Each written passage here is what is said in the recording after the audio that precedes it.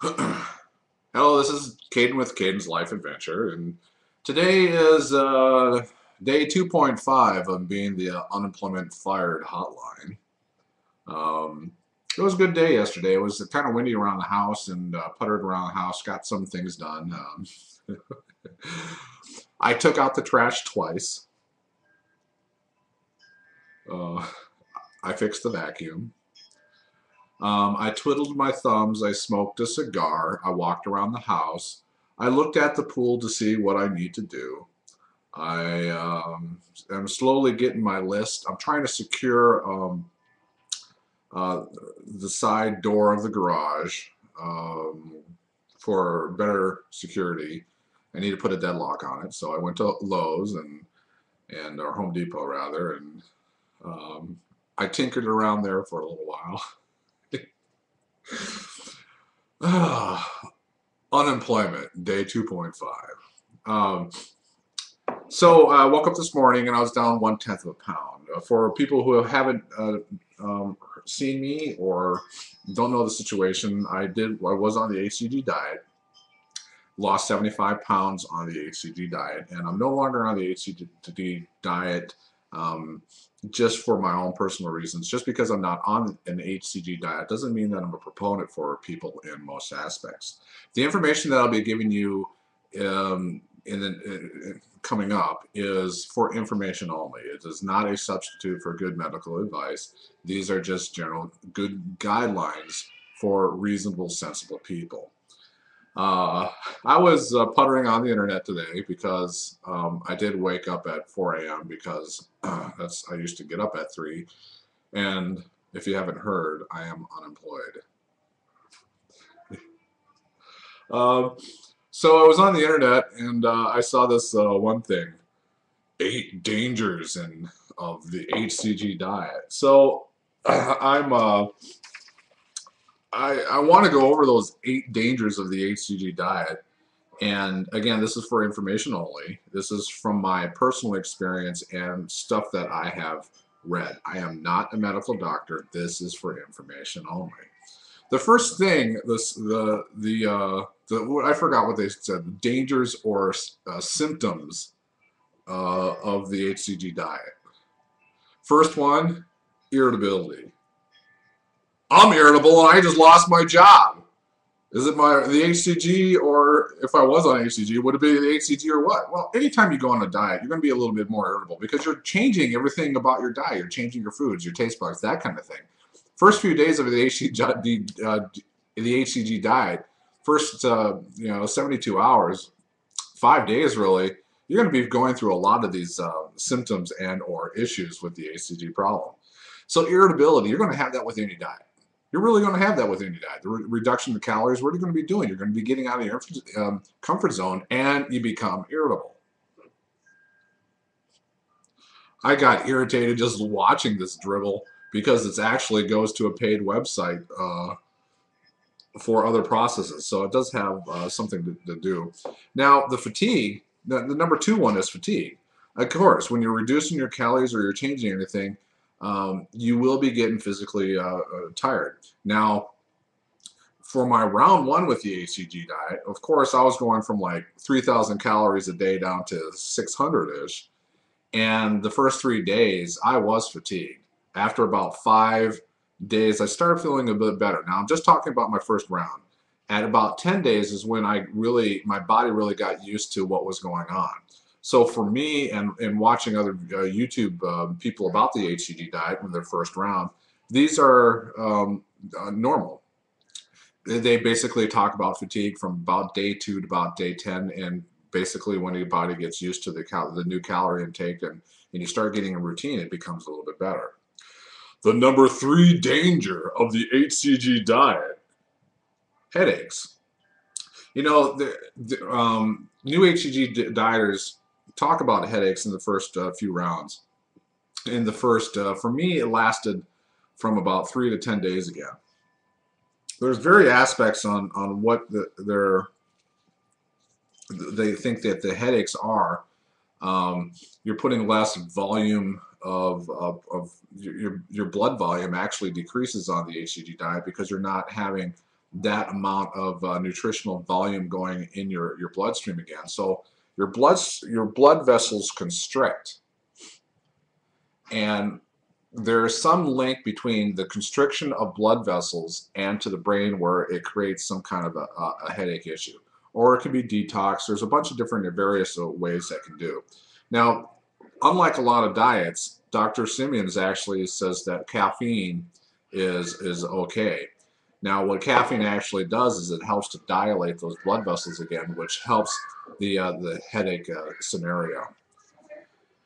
Number 4, and this has more to do with the injectable, not the homeopathic. I've always done the homeopathic, not the RX. The number 4 concern is for men. So this concern doesn't really predicate towards women, but the fourth one is male breast enlargement. I can assure you that my bra size has not gone up. I can assure you, and actually the diameter, when you do measure these, I think I am down like 6 inches up here. So I think for most women, the enlargement of the breast area is not necessarily a negative thing. Talking like a true male. So remember who you're dealing with. The fifth one, blood clots. Now, there is some link between pregnant women and having blood clots.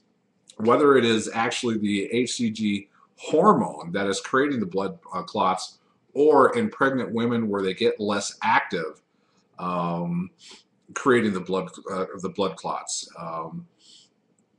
The body is actually having a greater mass when the baby is growing, and that is making the heart pump harder, and then the blood flow may not be as adequate, especially in the lower extremities, where there may be pressure on blood vessels back there, on the veins to return the blood. So there's other aspects in it. Now, it's basically the chicken and the egg response. Now, there's also a link to hCG and kidney failure, but they don't know that the chicken or the eggs. Did the hCG levels rise because the kidneys are working harder for whatever reason during pregnancy? The kidneys are working harder. There's been a stronger link for men for it, but those men were already grotesquely out of shape, so the study could be flawed. So again, we're dealing with the chicken and the egg. Does the hCG cause the kidney failure, or did the kidney failure allow the hCG levels in the blood to rise? People don't know that. So again, when we're dealing with blood clots, yes, it is common thing to watch out for pregnant women, but again, is the hCG hormone doing it? That is something that you need to talk to your medical professional about. Again, this is not a substitute for good medical advice. Number 6, depression. Now, this is something that I've dealt with. Now, does the hCG cause the depression? Well, I'm not so sure, because a lot of the diets have some kind of depression element in it. Also, if you're emotional obese, you're going to have some kind of a characteristics for depression anyway. Again, the depression actually puts stress on the body, which allows the body to keep on packing its fat cells.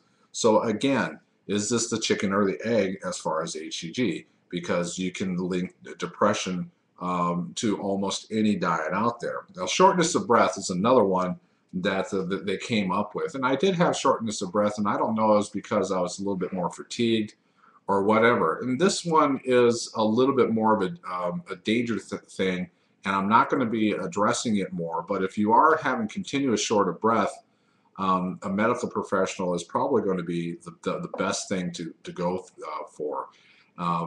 People in the hCG world don't talk about the shortness of breath. And again, I only had the shortness of breath probably for the first 3 days before I got my body used to it.